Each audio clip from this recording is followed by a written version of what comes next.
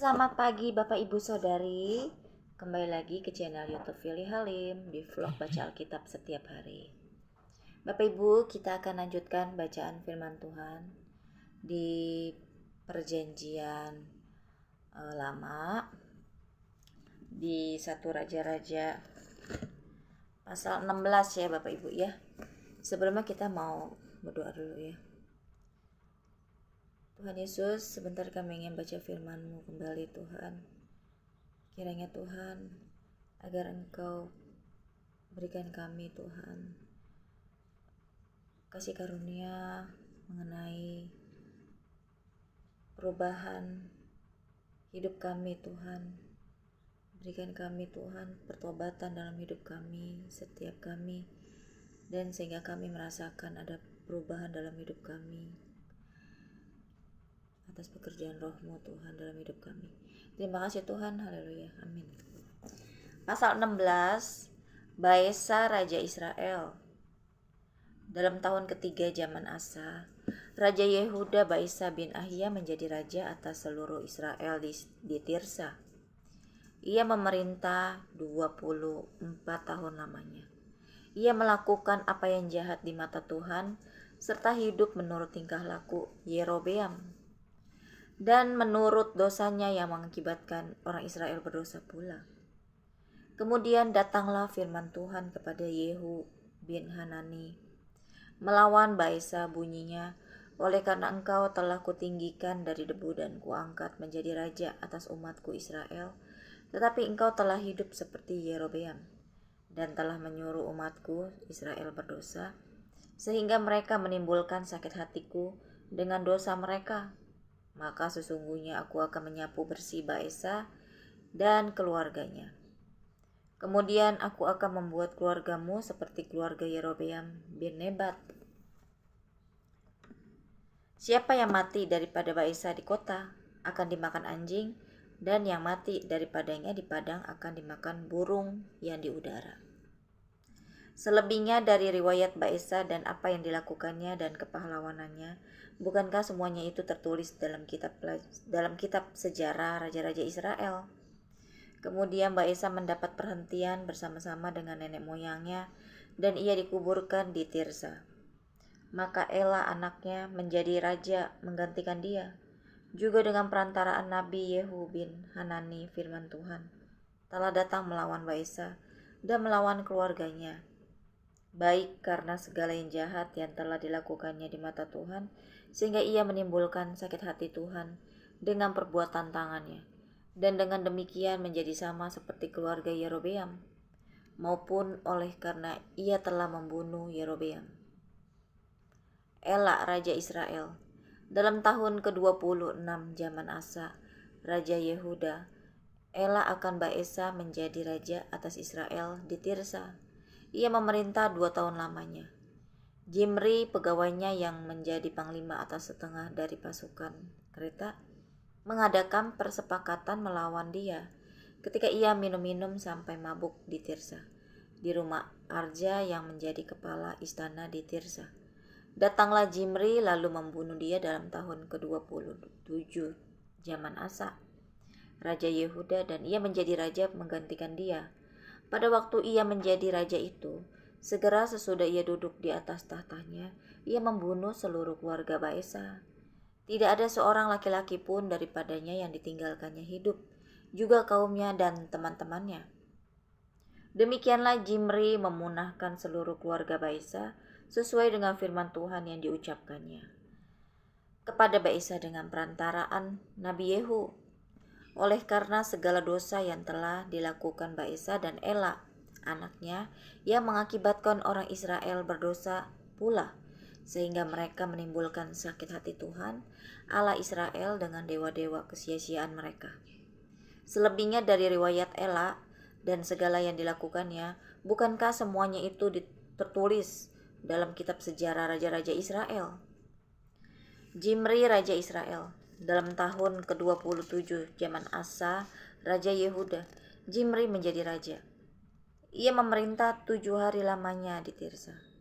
Sedang rakyat berkemah mengepung Gibeton yang termasuk wilayah orang Filistin. Setelah rakyat yang berkemah itu mendengar, orang mengatakan, Zimri telah mengadakan persepakatan, dan ia pun telah membunuh raja.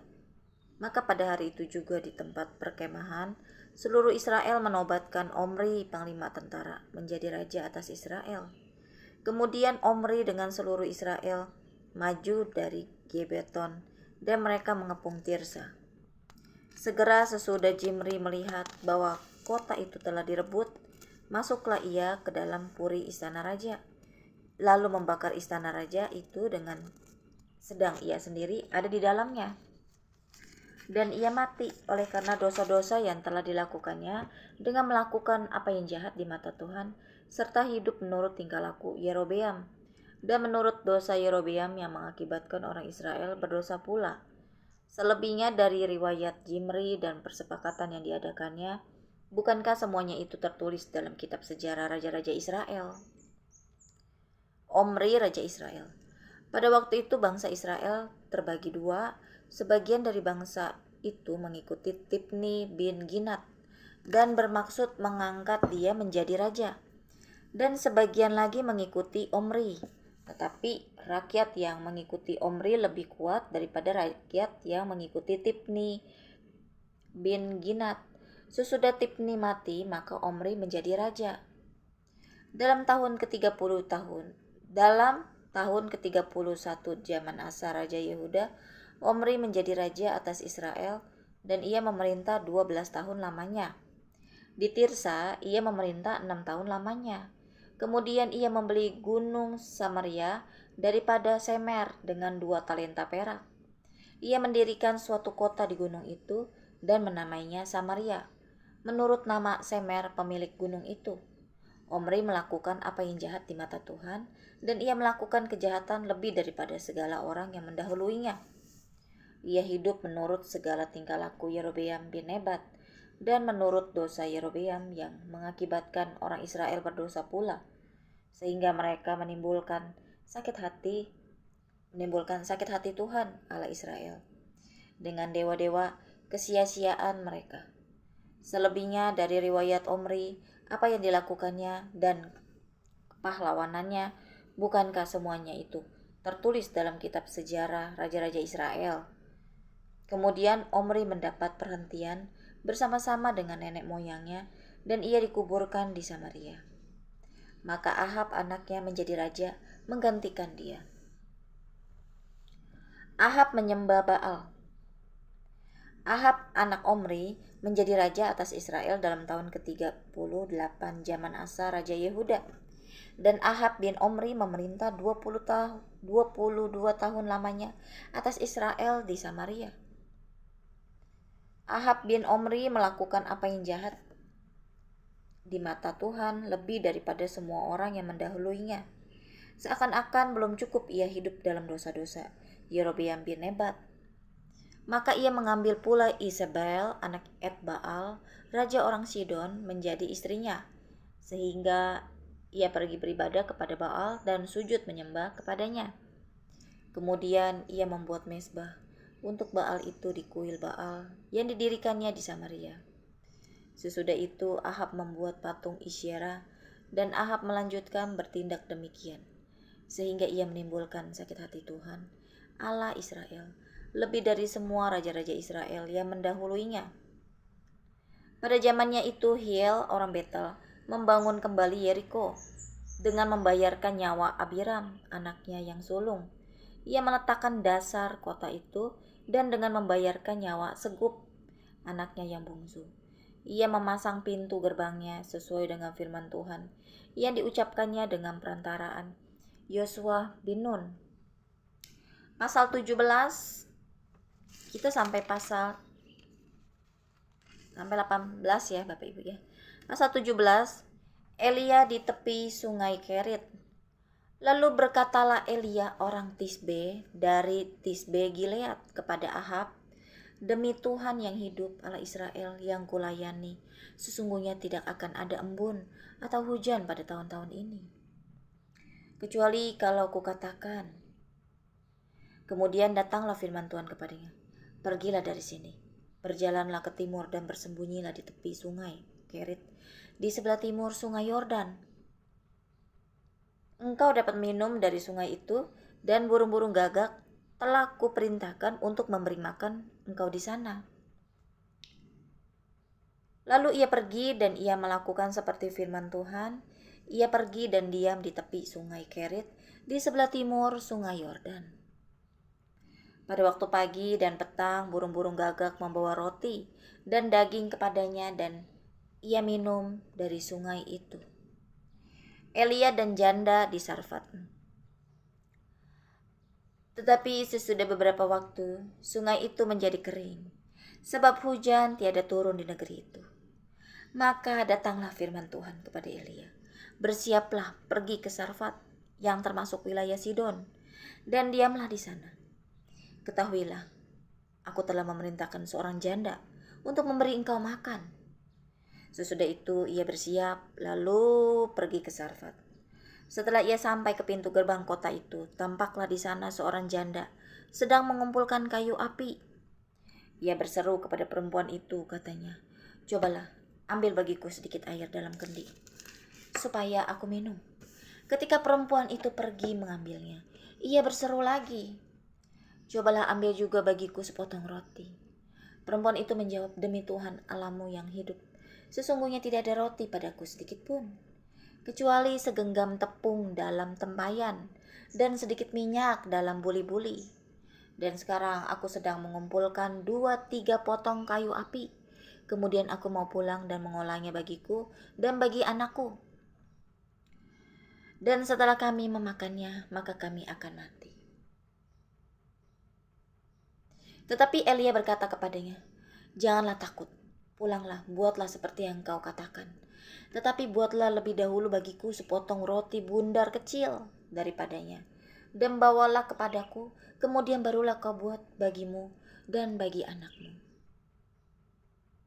Sebab beginilah firman Tuhan, Allah Israel, tepung dalam tempayan itu tidak akan habis, dan minyak dalam buli-buli itu pun tidak akan berkurang, sampai pada waktu Tuhan memberi hujan ke atas muka bumi." Lalu pergilah perempuan itu dan berbuat seperti yang dikatakan Elia. Maka perempuan itu dan dia, serta anak perempuan itu mendapat makan beberapa waktu lamanya. Tepung dalam tempayan itu tidak habis, dan minyak dalam buli-buli itu tidak berkurang, seperti firman Tuhan yang diucapkannya dengan perantaraan Elia. Sesudah itu anak dari perempuan pemilik rumah itu jatuh sakit, dan sakitnya itu sangat keras, sampai tidak ada nafasnya lagi. Kata perempuan itu kepada Elia, "Apakah maksudmu datang kemari, ya abdi Allah?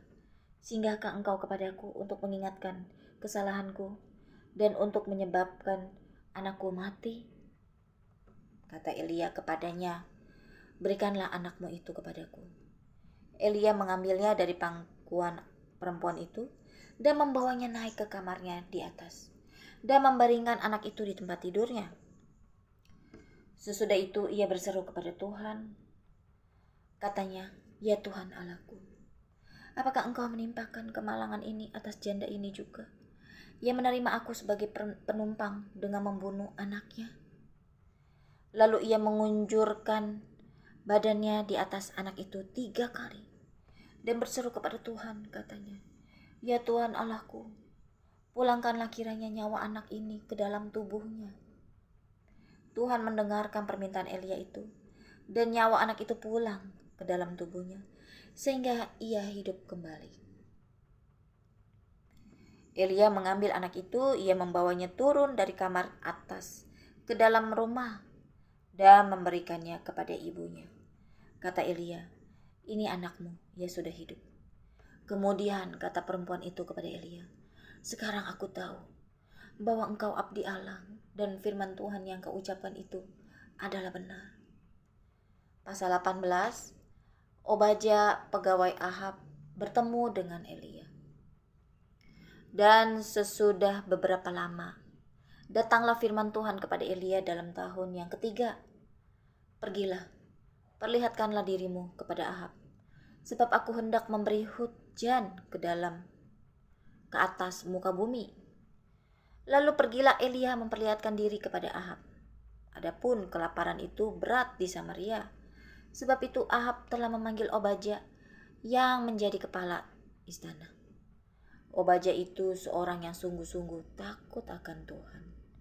Karena pada waktu Isabel melenyapkan nabi-nabi Tuhan, Obadya mengambil 100 orang nabi, lalu menyembunyikan mereka 50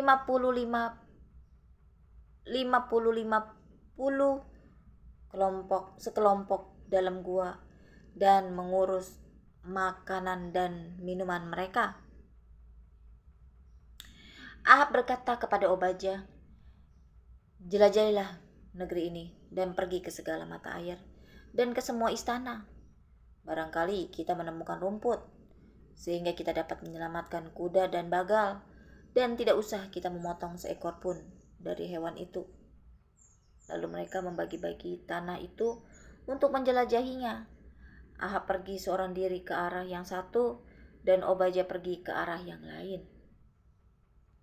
Sedang Obadya di tengah jalan, ia bertemu dengan Elia. Setelah mengenali dia, ia sujud serta bertanya, "Engkaukah ini, hai tuanku Elia?" Jawab Elia kepadanya, "Benar, pergilah katakan kepada tuanmu, Elia ada."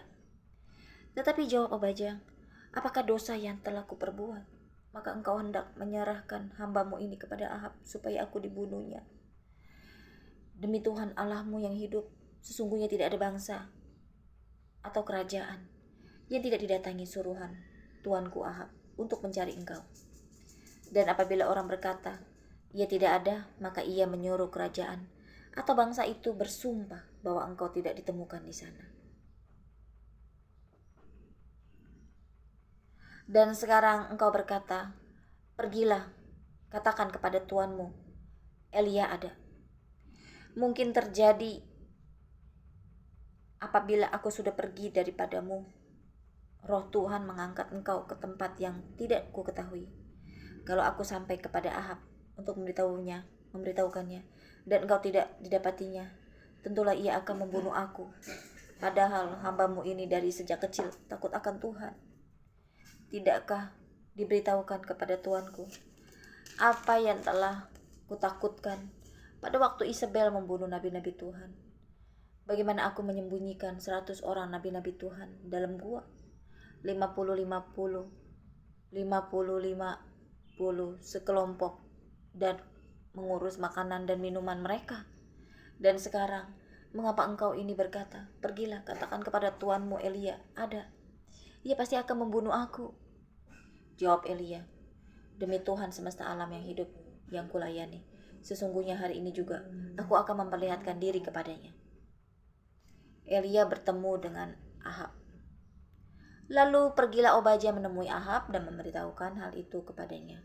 Kemudian Ahab pergi menemui Elia. Segera sesudah Ahab melihat Elia, ia berkata kepadanya, "Engkaukah itu yang mencelakakan Israel?" Jawab Elia kepadanya, "Bukan aku yang mencelakakan Israel, melainkan engkau ini dan kaum keluargamu, sebab kamu telah meninggalkan perintah-perintah Tuhan, dan engkau ini telah mengikuti para Baal. Sebab itu, suruhlah mengumpulkan seluruh Israel ke Gunung Karmel, juga nabi-nabi Baal yang 450 orang itu, dan nabi-nabi Asyera yang 400 itu, yang mendapat makan dari meja istana Isabel." Elia di Gunung Karmel. Ahab mengirim orang ke seluruh Israel dan mengumpulkan nabi-nabi itu ke Gunung Karmel. Lalu Elia mendekati seluruh rakyat itu dan berkata, "Berapa lama lagi kamu berlaku timpang dan bercabang hati? Kalau Tuhan itu Allah, ikutilah dia, dan kalau Baal, ikutilah dia." Tetapi rakyat itu tidak menjawabnya sepatah kata pun. Lalu Elia berkata kepada rakyat itu, "Hanya aku seorang diri yang tinggal sebagai nabi Tuhan, padahal nabi-nabi Baal itu ada 450 orang banyaknya. Namun baiklah, diberikan kepada kami 2 ekor lembu jantan. Biarlah mereka memilih seekor lembu, memotong-motongnya, menaruhnya ke atas kayu api. Tetapi mereka tidak boleh menaruh api. Aku pun akan mengolah lembu yang seekor lagi, meletakkannya ke atas kayu api, dan juga tidak akan menaruh api. Kemudian biarlah kamu memanggil nama Allahmu, dan aku pun akan memanggil nama Tuhan. Maka Allah yang menjawab dengan api, dialah Allah. Seluruh rakyat menyahut katanya, baiklah demikian. Kemudian Elia berkata kepada nabi-nabi Baal itu, pilihlah seekor lembu dan olahlah itu dahulu, karena kamu ini banyak. Sesudah itu panggillah nama Allahmu, tetapi kamu tidak boleh menaruh api. Mereka mengambil lembu yang diberikan kepada mereka, mengolahnya dan memanggil nama Baal dari pagi sampai tengah hari. Katanya, ya Baal, jawablah kami. Tetapi tidak ada suara, tidak ada yang menjawab. Sementara itu mereka berjingkat-jingkat di sekeliling mezbah yang dibuat mereka itu. Pada waktu tengah hari, Elia mulai mengejek mereka, katanya, panggillah lebih keras, bukankah dia Allah? Mungkin ia merenung, mungkin ada urusannya, mungkin ia bepergian, barangkali ia tidur dan belum terjaga. Maka mereka memanggil lebih keras serta menore-nore dirinya dengan pedang dan tombak, seperti kebiasaan mereka, sehingga darah bercucuran dari tubuh mereka. Sesudah lewat tengah hari, mereka kerasukan sampai waktu mempersembahkan korban petang. Tetapi tidak ada suara, tidak ada yang menjawab, tidak ada tanda perhatian. Kata Elia kepada seluruh rakyat itu, datanglah dekat kepadaku. Maka mendekatlah seluruh rakyat itu kepadanya. Lalu ia memperbaiki mezbah Tuhan yang telah diruntuhkan itu. Kemudian Elia mengambil 12 batu menurut jumlah suku keturunan Yakub. Kepada Yakub, ini telah datang firman Tuhan, engkau akan bernama Israel. Ia mendirikan batu-batu itu menjadi mezbah demi nama Tuhan dan membuat suatu parit sekeliling mezbah itu yang dapat memuat 2 sukat benih. Ia menyusun kayu api, memotong lembu itu dan menaruh potongan-potongannya di atas kayu api itu.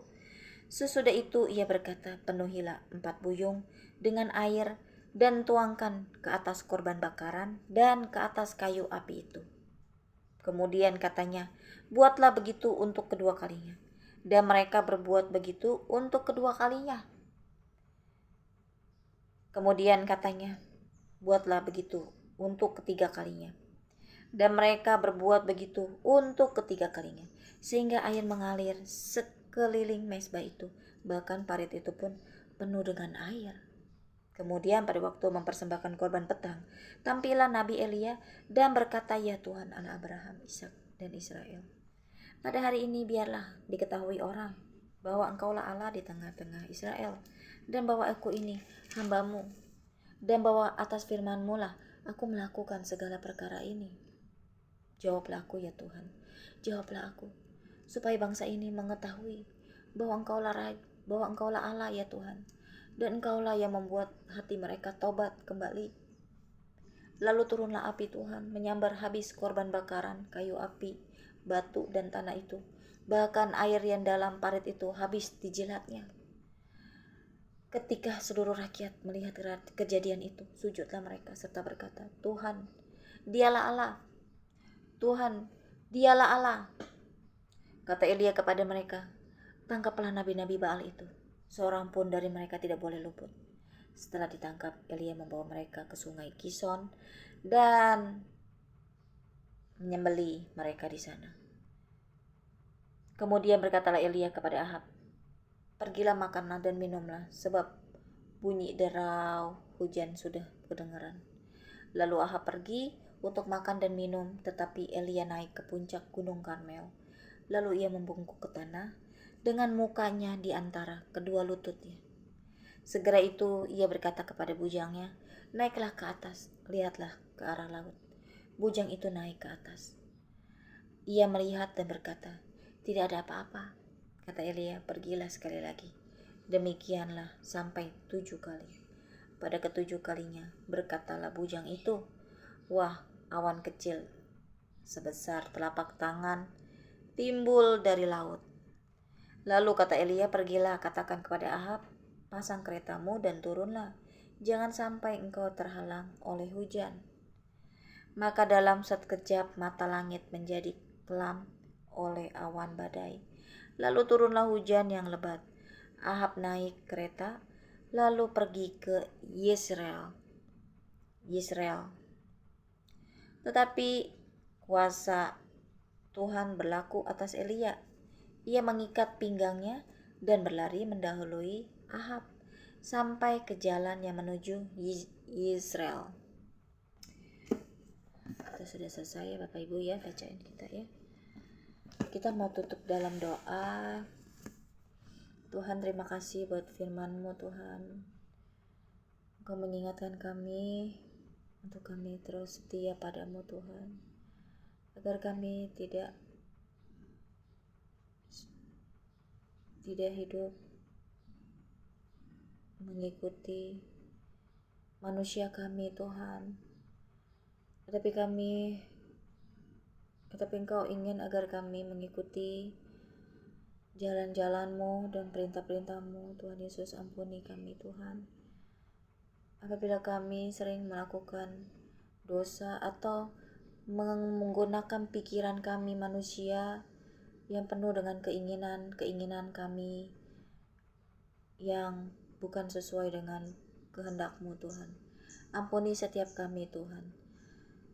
Biarlah Tuhan Kau ubahkan kami hari ini Tuhan, agar urapan-Mu tercurah pada kami Tuhan, sehingga kami tobat kembali Tuhan, menjadi yang baru. Di dalam nama Tuhan Yesus, haleluya, amin.